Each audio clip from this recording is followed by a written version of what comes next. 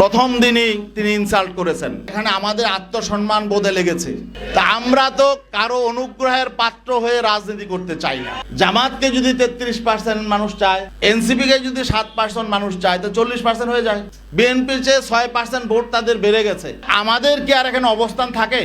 আসন এখানে কম বেশি হতেই পারে, তবে এখানে আমাদের আত্মসম্মান বোধে লেগেছে। আসন সমঝোতায় সর্বপ্রথম আলোচনা শুরু হয়েছে দুই আমিরের। দুইজন একান্তে বসেছিলেন। প্রথম দিনই তিনি ইনসাল্ট করেছেন। আপনারা জানেন বিভিন্ন জরিপ প্রকাশ হয়। 9 ডিসেম্বর যেদিন তারা দুইজন বসেছিলেন, সেদিন প্রথম আলোতে একটা জরিপ প্রকাশ হয়েছিল।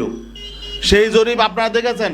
সেই জরিপে প্রকাশ হয়েছিল যে বিএনপিকে চায় 65% মানুষ, জামাতে ইসলামকে চায় 25% মানুষ, আর সেখানে ইসলামী আন্দোলনেরও ছিল একটা, সেটা হলো 0.1% মানুষ।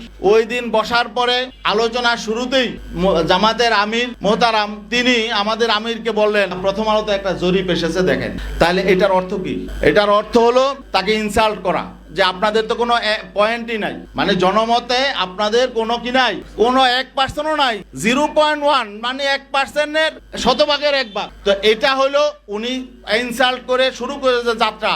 সেদিনই মোহতারাম আমির আমাদেরকে বলেছেন যে তাদের কিন্তু মতলব ভালো নয়, তারা হয়তো আমাদেরকে সাথে বেইনসাফি করবেই, কারণ তিনি আমাকে এই জরিপের কথা কেন আনলেন সেখানে।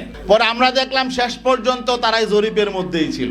এবং সর্বশেষ মিটিং যখন আমার সঙ্গে হয়, ডক্টর আব্দুল্লাহ মোহাম্মদ তাহের সাহেব তিনিও বললেন যে আপনাদেরকে অনেক আসন দেওয়া হয়ে গেছে, জরিপে তো আপনাদের এত নাই।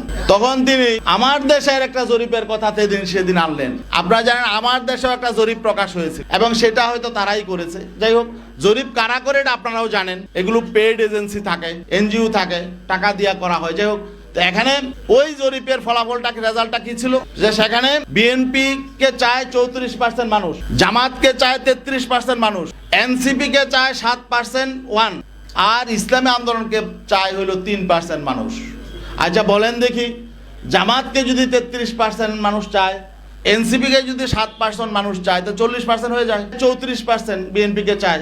তাহলে তো বিএনপির থেকেও এখন যদি এনসিপি তাদের সঙ্গে আছে, বিএনপির চেয়ে 6% ভোট তাদের বেড়ে গেছে। এখন তাহলে আমাদের কি আর এখানে অবস্থান থাকে?